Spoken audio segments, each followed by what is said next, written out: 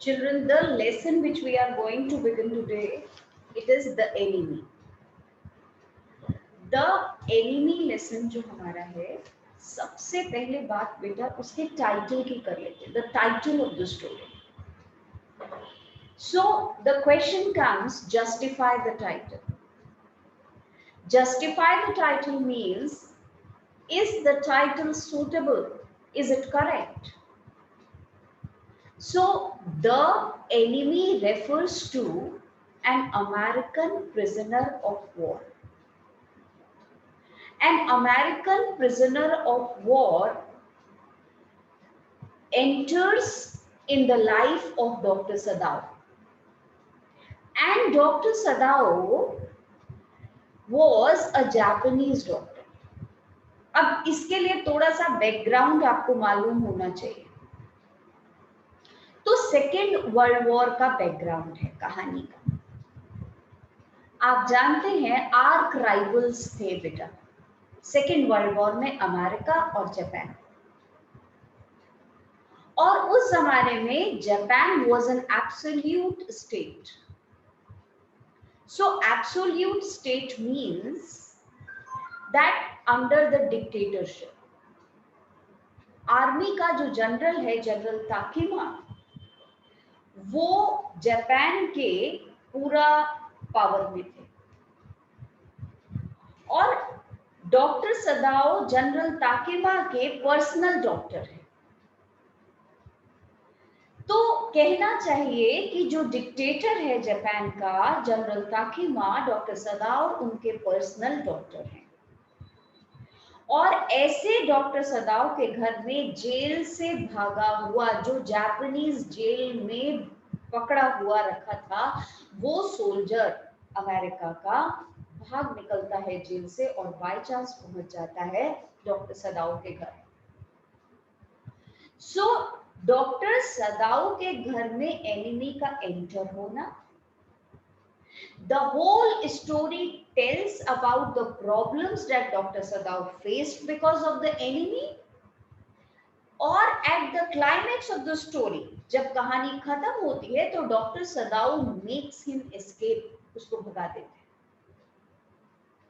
And after making him escape, Dr. Sadao asks himself, कहानी जहां खत्म होती है वहां doctor Sadao himself wonders that why he could not kill his enemy. So that means the title is justified. The whole story revolves around the enemy into the life of Dr. Sadao. So first of all, we have understood the enemy title justified. Now let us come to the second one.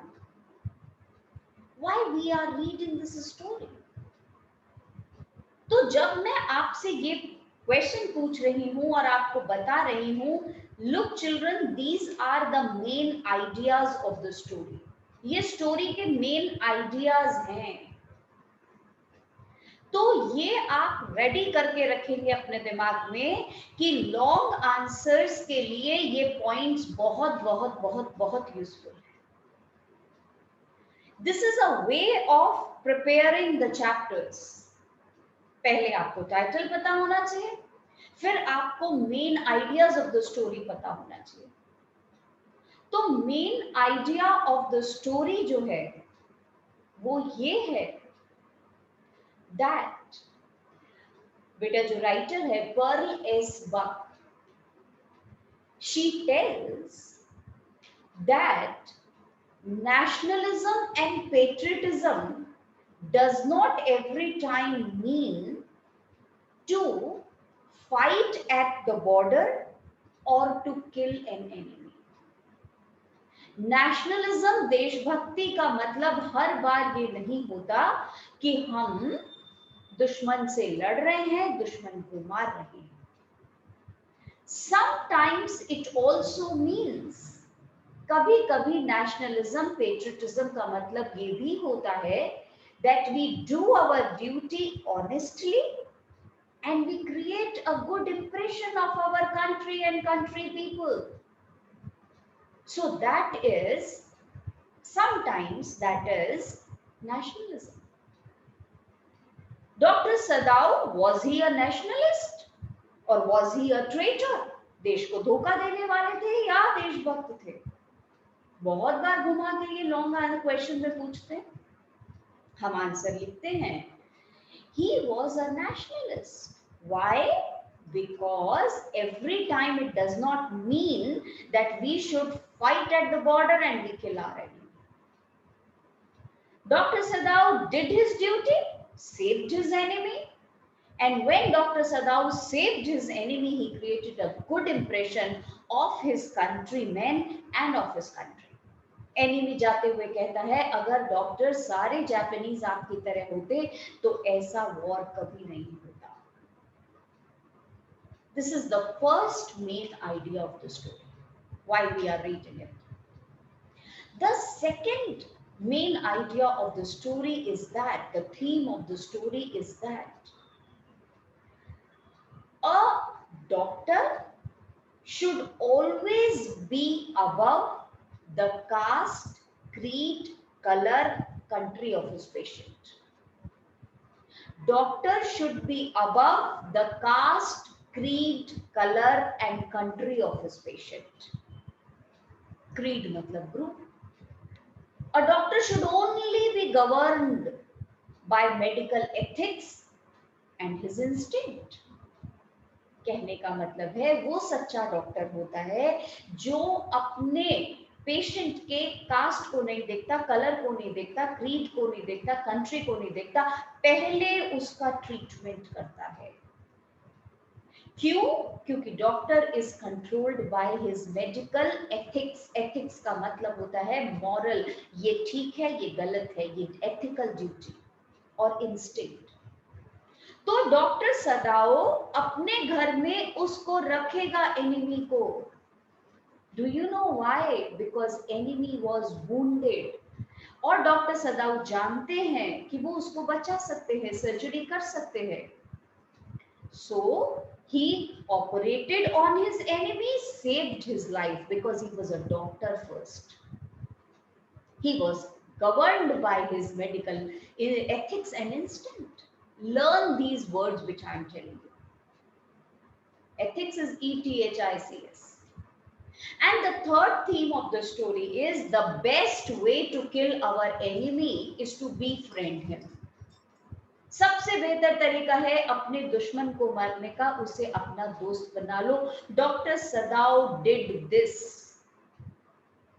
He just did his best for the enemy. और जाते समय वो उसको thanks कह करके जाता है. तो बेटा, the story we are reading because of these 3 factors. और साथ में याद रखेंगे लॉन्ग आंसर्स में ये लाइंस की बहुत जरूरत पड़ेगी. जब हम स्टोरी पढ़ते हैं तो हमें टाइटल पता चल जाता है, फिर हमें थीम पता चल जाता है. कहानी सुनने थोड़ी ना आते हैं खाली ट्यूशन पढ़ने को. और कैरेक्टर्स कौन कौन से हैं इस स्टोरी में, तो हमने पढ़ा इस स्टोरी में कैरेक्टर्स है. सबसे इंपॉर्टेंट कैरेक्टर स्केच पढ़ेंगे डॉक्टर सदाओ का, जो कि आ भी चुका है बोर्ड्स में. डॉक्टर सदाओ की वाइफ हाना का, very very very very important बेटा. उसके बाद डॉक्टर सदाओ के फादर का, डॉक्टर सदाओ के घर के सर्वेंट्स, वेरी इंपॉर्टेंट. रोल बहुत इंपॉर्टेंट है उनका, वो तैयार करना है. और उसके बाद हम पढ़ेंगे डॉक्टर सदाओ के जनरल ताकिमा, डिक्टेटर. इनका भी कैरेक्टर स्केच एक बार बोर्ड पे आ चुका है. और बेटा अमेरिकन का तो पढ़ना ही पड़ेगा, द एनिमी का character sketch. So in that way we are going to read 6 of the fine. Now the notes which I have given you, you do have it. You just can look into it. Let me read till here and then I am going to describe some more parts of the story. We will begin with the story then. The Enemy is the masterpiece of Pearl S. Buck's caliber and sensitivity. Masterpiece means the best example. Pearl S. Buck के बेटा calibre का, उसकी sensitivity का best example है ये story. This long short story tells that despite differences in color, culture, and language, we should consider people of other countries as our friends and not enemies. This title is also apt because it gives us a humanistic view. Now, what does it mean, humanistic view? We should look, view means look, humanistic means as a human being, we should look at others. Humanistic view to look at our enemy. The author also awoke the feelings against the horrors of war. War को condemn किया है. She also gives the message that doctors of the world should not feel or consider the nationality, religion, caste, or creed of his patients. The soldier at the front, सिपाही जो front पे लड़ रहा है, suffering the bullets, जिसे गोलियां लग रही हैं, should be treated as a human being first and an enemy afterwards. ये सब बातें करके अब हम जब आगे पहुंचते हैं तो बेटा हमारा फर्स्ट जो टॉपिक आता है वो दो चीजों को लेके आएगा. डॉक्टर सदाओ होकी के घर का डिस्क्रिप्शन. डॉक्टर सदाओ होकी के घर का डिस्क्रिप्शन हम करेंगे और एक खास चीज देखेंगे. शाम का टाइम है, डॉक्टर सदाओ अपने घर के बाहर बैल्कनी में खड़े हुए हैं और बेटा उनका ये जो घर है ये जापानीज कोस्ट पर है. जापानीज कोस्ट, समुद्र किनारा, बीच पर इनका घर सिचुएटेड है और स्क्वायर स्टोन हाउस है. इस मकान में डॉक्टर सदाऊ तब से रह रहे हैं जब से वो एक छोटे बच्चे थे और उनके घर के बेटा जो चारों तरफ है पाइन ट्रीज लगे हुए हैं. जिस बैल्कनी में वो खड़े हैं उसके ठीक सामने उन्हें दिखाई देता है समुद्र. और समुद्र जो है वो डॉक्टर सदाऊ के घर के सामने बहुत डेंजरस है क्योंकि समुद्र में रॉक्स हैं और यहाँ पर अगर कोई समुद्र में गिर जाए तो वो रॉक्स उसे इंजर कर सकती है. तो डॉक्टर सदाऊ होकी के घर के सामने जो समुद्र है वहां पर थोड़ी दूर में जाकर के एक छोटा सा आइलैंड है. उस आइलैंड पे कोई रहता नहीं है. जापान वैसे भी तुम्हें पता है सारा आइलैंड ही आइलैंड है. तो जो डॉक्टर सदाऊ होकी के घर के सामने समुद्र में आइलैंड है उस आइलैंड पे कोई रहता नहीं है क्योंकि बारिश के दिनों में वो डूब जाता है. और इस समय डॉक्टर सदाऊ अपने घर के बालकनी में खड़े होकर सोच रहे हैं पिछले कुछ दिनों से थोड़ा गर्मी था इसलिए बादल आ रहे हैं, अब थोड़ा फॉग हो रहा है, बारिश हो जाएगी. और बेटा आप तो जानते ही हैं जो कोस्टल एरिया होता है समुद्र किनारे वहां ना बहुत गर्मी होती है ना बहुत सर्दी होती है. डॉक्टर सदाऊ देख रहे हैं हल्का हल्का फॉग आ रहा है और वो फॉग धीरे धीरे धीरे आगे बढ़ रहा है. अब हमें दो क्वेश्चंस तैयार करने हैं. पहला क्वेश्चन डॉक्टर सदाऊ होकी के घर का डिस्क्रिप्शन दो, वो तुम दे ही दोगे. दूसरा question what does fog symbolize. बेटा फॉग जो होता है, fog does not allow a person to look clearly. तो यहाँ पर fog symbolize करता है the problems, the difficulties which are slowly coming into the life of Dr. Sadao in disguise of pain. Fog का मतलब है कि वो परेशानियां जो डॉक्टर सदाओ के लाइफ में धीरे धीरे आ रही हैं in the disguise of, in the form of, वेश में enemy. और आप देखेंगे वहां लिखा हुआ है कि जैसे ही enemy उनके सामने आता है तो लिखा हुआ है he was surrounded by fog, मतलब fog से कवर हो गए. अब ये तो आप पढ़ेंगे ही, पर अभी और एक बात सुनिए. तो डॉक्टर सदाऊ खड़े हुए हैं बैल्कनी में और सोच रहे हैं तो बेटा एकदम से पेड़ों की तरफ देखते हैं, पाइन ट्रीज की तरफ, और उन्हें याद आता है कि जब वो छोटे थे तो इन पाइन ट्रीज पे नंगे पैर ऊपर चढ़ जाते थे. फिर उन्हें याद आता है कि कोकोनट ट्रीज पे चढ़ते हुए लोगों को देखा था उन्होंने, और उन्होंने सीख लिया पाइन ट्रीज पे चढ़ना।